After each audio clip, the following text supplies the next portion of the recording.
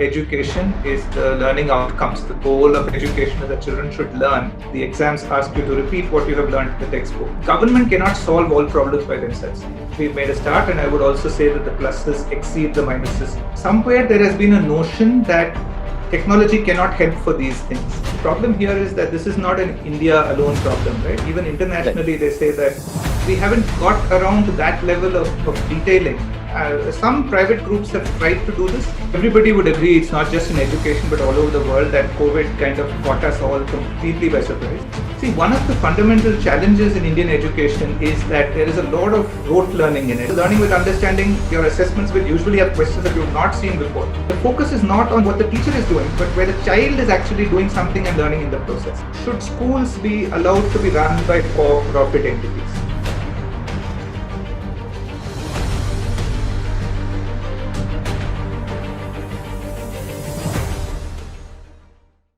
Welcome to the NEP debate. We have Sridhar Rajagopalan with us. He is the co-founder and chief learning officer at Educational Initiatives. He is an education entrepreneur. He's worked a brief while at the IBM. Then he left and founded and run the Eklavya School in Ahmedabad. He's a member of various central and state government committees, one of them being the NCERT expert group of assessment for elementary education. And we are going to talk about the online education that has been stressed upon very much in the NEP and its effects and how we will take this forward. You know, ever since the pandemic has hit, we have all shifted online and we've realized how online presence is important to us. Colleges and schools have started taking classes online, examinations are happening online.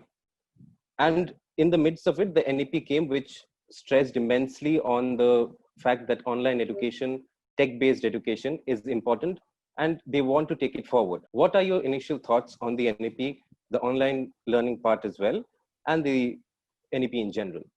Thanks. I think that's a good place to start. So I think the NEP is a good document. It's actually a very good document if you look at the kind of things it stresses. And in that sense, it says all the right things. I would, before I come to the online part of it, one of the things that we have emphasized over the last 15, 20 years has been that the important thing about education is the learning outcomes. The goal of education is that children should learn, not that they should attend 10 years of school or 12 years of school. So distinguish between inputs and outcomes. And the NEP correctly, emphasizes a lot on outcomes and learning outcomes.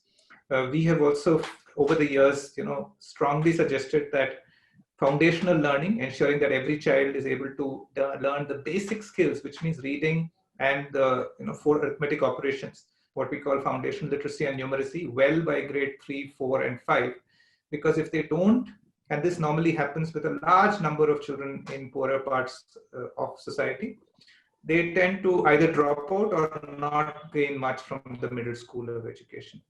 And similarly, the third thing that we emphasize is board exam reform, that our board exams are what is making our system extremely rote-based. So the whole system today is a lot of, even in our top schools, it is textbook-based education. The exams ask you to repeat what you have learned in the textbook. Whereas internationally, one has got to a point where understanding, going deep into concepts is what leads to innovation and later on patents and so on. And we have kind of been a little behind in that.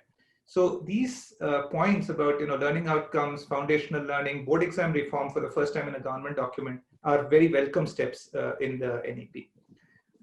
Coming to online education, I think one of the issues we are seeing in the NEP is that there is less space for the private players, right? I mean, education is something which is so important for India that you need to use, government themselves have emphasized that government cannot solve all problems by themselves. And so there are elements, including in education, where there are parts. For example, we work a lot in the area of assessments. We are often considered the experts in assessment, not just in India, but we have done international projects on this area. And like that, there are areas, there are companies, there are groups that are developed deep expertise in different aspects of education. We would have loved to see the NEP emphasize that and build on that. In the same spirit, if you see the online section of the NEP, it focuses a lot on the government platforms. it focuses on equity, which we think is very important. Even as a private company, about 40% of our work is with government schools. We work across languages. We work with many state governments over the years. So we completely resonate with the idea of equity, that online education should not leave out the poor. And there are mechanisms, whether it is through WhatsApp and then, but then also by providing good internet across the country, which is also happening slowly. So I think the over-reliance on a few government platforms is something which the NEP kind of refers to, which we think is not a welcome step. It should be using all our resources as a country to do this well. The second problem we have seen in education as a whole, it's kind of reflected in the NEP, is that quality, like if you have online education, if you have textbooks, if you have open educational resources, if you have content on Diksha, what is the check that these are of high quality? Somehow, so as we find less reference to that, and that's the problem we see in practice. That these materials are there. There's a lot of what we call open education resources, which means anyone can put material, teachers can upload material. But our work shows that even for understanding basic concepts in primary education, a lot of research is required, and you can have good quality material that really helps children learn, and you can have other material which on the face of it looks good, but is not necessarily helping children learn. So we talk a lot about good questions. People are sometimes surprised. They say, okay, what's there in a test? But we say that good questions really pinpoint what the child is not learning, and then it's easy for the teacher or the parent to help with that. So I think those are what I see as the pluses as well as the minuses.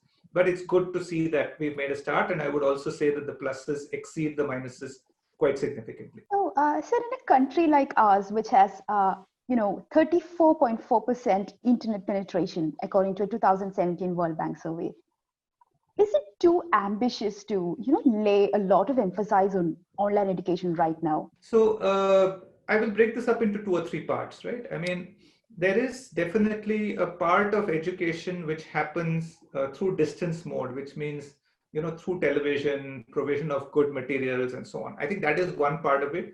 Again, not necessarily in the NEP, but in the PM eVidya program, and especially due to COVID, there has been a lot of talk and emphasis on that. And again, if there is good quality material, I think one is able to use these kinds of methods into use in a situation where you're kind of broadcasting learning material to a larger population. That is part one. The second part is what I would call, lower tech interventions. Lower tech interventions would be using mediums like WhatsApp, SMS, and equivalent channels where the need for the internet bandwidth is there, but it is of a much a lower level of internet that is needed, and you have ways of optimizing for those. What starts happening at this level is a certain amount of personalization and a certain amount. For example, we have a pilot where we are able to send questions to children, and children can answer, and as long as they have a WhatsApp connection. And I agree with you that even that is not a very large number, but it is much more than people who have smartphones and proper full internet access. And then there's a third piece, which is the internet access, which can really, I think, help remove a lot of inequity, because once you have a proper access of being able to read and access learning material, frankly, you are no worse off than being in Bombay or Delhi or any other place. I think on the third piece, we have to be creative. Frankly, we have had some of these discussions and suggestions as long as 5 or 6 years back, and today with Geo, the situation is very different. So I think the way that one would approach this is to say that, for schools, internet access is reimbursed, by the government. So it's not that the government has to provide internet access to everybody, but if I am a school and I'm talking about rural schools, where even if it is where the people running the school are able to get this kind of access, an assurance that up to this amount, this money will be reimbursed is actually a very small price to pay, but will dramatically improve the availability of internet that is available. So I think it's a combination of these three. I think that if we did not have these three technologies, then you're literally like, there's really nothing you can do. And at each of these levels, moving from TV to WhatsApp, SMS kind of mode, and from that to a full internet mode, there's a huge jump and an increase. So I think that a country like India, it is not difficult for us to say that, we want all our children. It's like the whole generation. If you take 3 years to kind of get greater internet access, you're that much behind. So I would think that making it a national priority, and countries have done this, right? I mean, I have seen this in the US, where in 2010 and 11, they were talking about the same kind of numbers, saying broadband penetration is not high enough. And it's true, schools are, and then by 2017, they had kind of reached close to 100%. So I think with the kind of technological bandwidth we have, this is something that we must aim for. Until then, using the second mode, which is not as good, but at least you're able to reach some amount of personalized learning content to children in regional languages, which is possible. In how much time do we sort of aim to get there, to get to say more than 70% internet penetration? I think this is, as we see with these technologies, this happens really quickly. Like even these numbers, if you look at the availability through the modern platforms, and there have been pilots on this. So I think that one should be ambitious and reach from 35 to 70 in 2 years is not something that is very difficult to do if it is a national priority, and I think it should be. One of the things that we have seen is that basic skills like reading, what I call the foundational skills, somewhere there has been a notion that technology cannot help for these things, whereas the truth is the opposite. So what happens with reading and arithmetic and basic multiplication is that this is the kind of thing that is mechanical and simple enough, and yet it is customized. The kind of thing that child A is struggling with versus child B is struggling with. I can have a reading program, on a low-cost tablet, which is provided to schools on a shared basis. By the way, this does not even need the internet, but I should have intermittent internet so that it can get synced, and then I can look at the progress. So somehow we have not believed that technology use in learning for the primary grades is a possibility, but it is. And where the focus is reading and fluency in arithmetic operations. So I think these are possible, and maybe sometimes these kind of ideas kind of show that the urgency of providing this kind of technology access, which is both low-cost tablets as well as internet. In your introductory note, you said that we need to take care of the quality of the content that we are putting out, be it on online or books. But in the online mode, it's less governed. It at least feels less governed. How do you think we can sort of avoid that problem? Government directives are obviously needed, but can the teachers, the other stakeholders who are involved in the process also contribute to it? Yeah, it's a very, very deep question you're asking. It's a very complicated question because the problem here is that this is not an India alone problem, right? Even internationally, they say that anybody can take out an edtech product and offer it to schools. And, I don't think any country has a very good mechanism of doing the quality control there. In our case, I would say that I think the problem starts not with the quality control of the online material, but even the quality control of offline or open educational resources, where you are a group of people that is able to so whether it is in terms of providing ratings or credibility, where you kind of check and provide ratings to content. So I think this kind of a mechanism is something which is required both for, so on the one hand, any kind of material, which could be just an activity, a video, that's at one level. And the second is an actual online product that somebody is offering, where you kind of say that we will look at it and we will give it a rating. It could be an approval, non-approval, or it could be a process of saying this is an A+, like you do a CRISIL grading type of a system. Exactly. Now, as long as these systems are fair and transparent, I don't think they get opposed. It should not get bureaucratic. It should not get like the process of appeal, right? So somebody submits their software, it gets a B rating, which is not good. This person has a way of appealing, and there's a black and white explanation of why this was given a B. This is not difficult to do, and it kind of leads to the process of improvement. So I don't think this is not happening because it is difficult or there is some complication like that. I just think that we haven't got around to that level of detailing. Some private groups have tried to do this. It's not easy. It kind of has to work in collaboration with the people who are creating this content. So the second part of it, which is, I think, EdTech products, is actually easier to handle. But as a philosophy and an approach where we think quality is important, I would do it a lot to my national open resources, where I show that the open educational resources are going through this kind of vetting, say on a platform like Diksha. So I think it is more of an intent or a realization that quality is really important. And I'm not so sure that it is so difficult to do once that intent is there. When the online classes started, I was speaking to, actually both of us were speaking to a lot of teachers, and what they told us was that they were having problems, they're not tech savvy. They've not used internet or Zoom or Google Classrooms for that matter. And it's very hard to teach, say, a language over WhatsApp. Just forwarding documents does not really do the job. Is there a way we can have a smoother transition where our teachers can also learn and the educational process also keeps on going? Everybody would agree it's not just in education, but all over the world that COVID kind of caught us all completely by surprise. It was absolutely sudden. And I think we need to, first of all, recognize and acknowledge teachers, because in our experience, most of the places, most of the teachers have really done their best and stepped up in a very, very challenging situation. And we know of lots of cases, like you mentioned, where both in terms of resources and in terms of past experience, and they really stepped up and did an excellent job. And it was very difficult for them. So I think we need to support them. One of our strong points always is the need to support teachers, both academically and with this kind of help. Now, the one point I want to make here is that, see, one of the fundamental challenges in Indian education is that there is a lot of rote learning in it. I'll just explain what I mean by rote learning. It's not about memorization. Rote learning means that the whole process of learning becomes mechanical.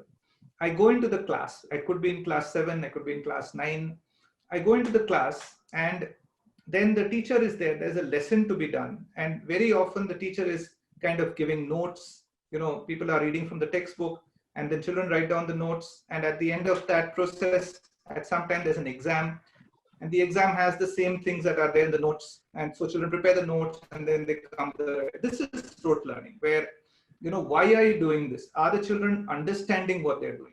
If I ask you name so many things made out of wood in grade 4, do I expect you to write only the things in the textbook? This is rote learning. Now, the opposite of this is when you're focusing on other children understanding, and then your assessment has questions. Today, the rule is that assessments have to have questions which are like the ones in the textbooks, from the notes. Whereas in learning with understanding, your assessments will usually have questions that you've not seen before.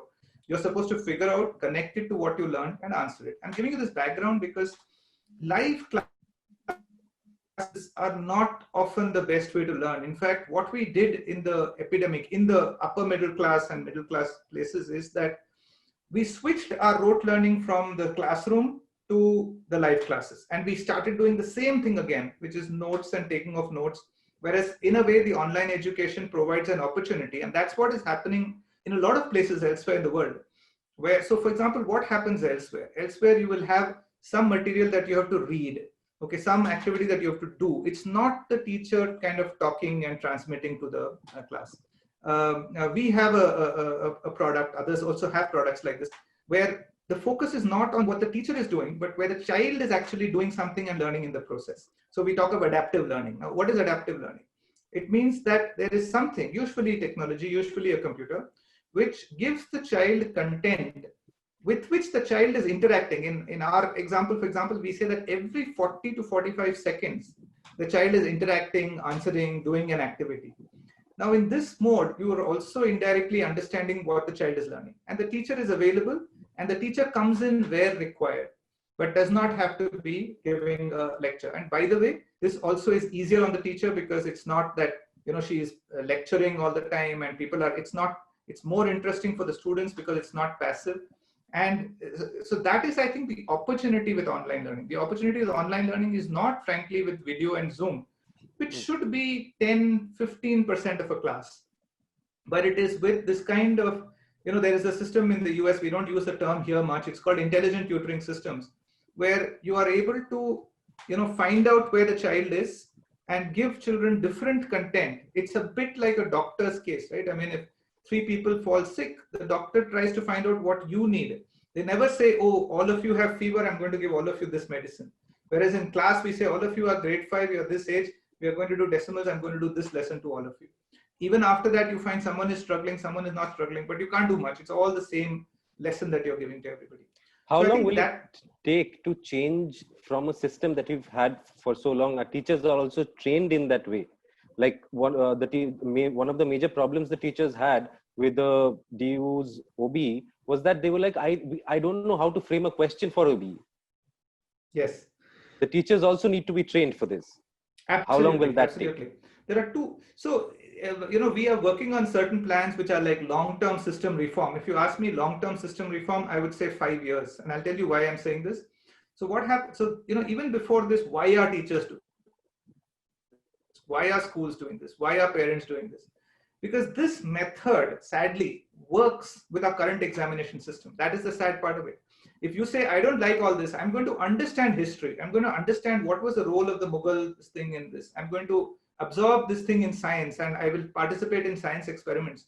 A lot of people will tell you, this is all very interesting, but you do it after your board exams, because by doing all this, your board exam marks are going to go down, not up.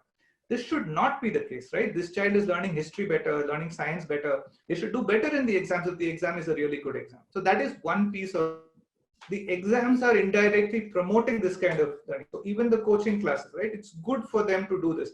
Okay, practice this many times, practice the last 3 years exam papers and you will do well. That is one reason.